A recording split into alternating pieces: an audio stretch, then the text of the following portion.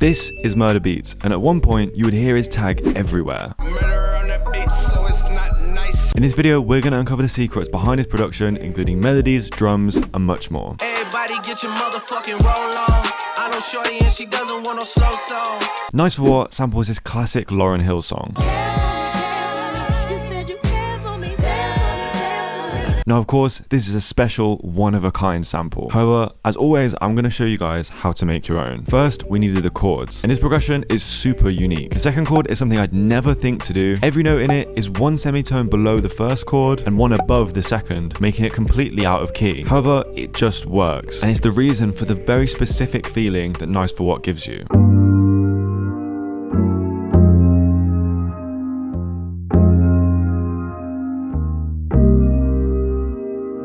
Now we needed to add the most important part, the vocals. First, Lauryn created these beautiful harmonies by layering vocals, copying the chords. And this is where Ace Studio comes in. It's a really crazy piece of software. To start with, I dragged in the audio of the chords, then I chose a voice and copied each line of notes from the chords. I then did this 3 more times using different voices in different octaves, creating a choir-like effect.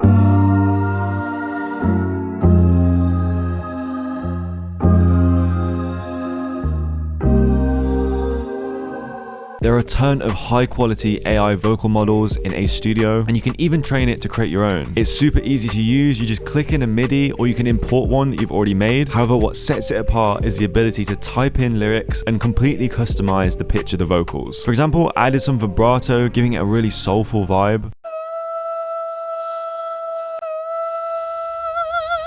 On X Factor, of course, we have Lauryn's main vocals as well. So I clicked in MIDI in FL, exported that and dragged it into Ace Studio, and began adding lyrics and altering the melody. One thing I found super useful was drawing in the pitch however you wanted. Here and here, for example, I curved the pitch to give it a more human sound. The software also does a bunch of other things for you, including adding breaths. And put your arms around me. I then used the vocal double feature to add a male layer to it, and then I simply put it into FL with some reverb and delay.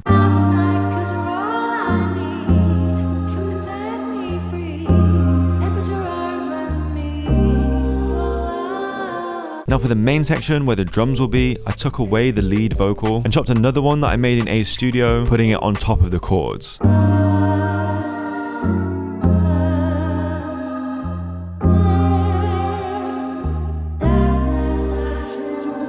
You can check out Ace Studio completely for free, and if you like it, there's a discount code below to get money off the full version. Next, we had to look at Murda's signature drums, and specifically on Nice for What, that New Orleans inspired bounce. First, tempo is important. We sped the sample all the way up to 185 and added these simple hats and a clap.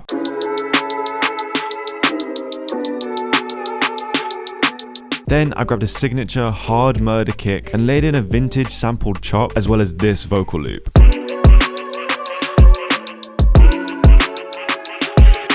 And to top it all off, we have a subby 808.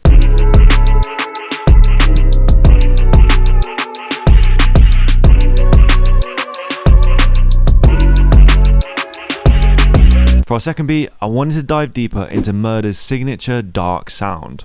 Motorsport, put that thing in sports. Here, he flipped a Q-beat sample which was based around a bell. However, to make our melody, I wanted to use a trick from Butterfly Effect. This life I cannot change.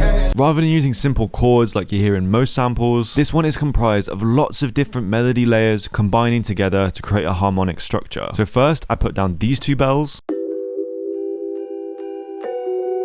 Then, Butterfly Effect has these background synths and vocals. I made this melody with a synth, then I used that MIDI to create a vocal in Ace Studio. Once we had the vocal, I pitched it down and drowned it in reverb, making it kind of sound like a synth. Now all of these tricks are from Murda's sample flip placements. However, he's definitely capable of making his own melodies. Take these old Migos songs for example. Get right with you, I'ma get right with you. Bad bitches, fuck them, then dismiss them. Back in the day, all the producers used Nexus and Omnisphere to make their samples. So I grabbed an Omnisphere bell and played this. Finally, I added a flute. You can hear one in Get Right Witcha, and of course, Portland. It's definitely one of Murda's favorite instruments. Now we have our sample, let's take a really deep dive into Murda's drum secrets. He has a few different drum styles that have evolved over time. Let's start with his older sound. First of all, I added some hi-hats. Next is the most crucial part. Murda loves to layer sounds. He tends to use claps more than snares, but puts 2 or 3 on top of each other so they still have that punch. As well as that is his use of percussion. The bounces aren't too unique. He uses lots of normal patterns, but just thinks about it in a different way to most producers. It's almost like a melody. Although we may not think it, every sound has tone, and that applies to your drums too. Listen to how it sounds with just one sound, and then listen to the other version with different sounds carefully placed.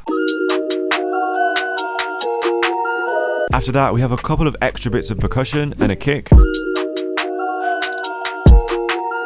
And finally, we have a simple 808.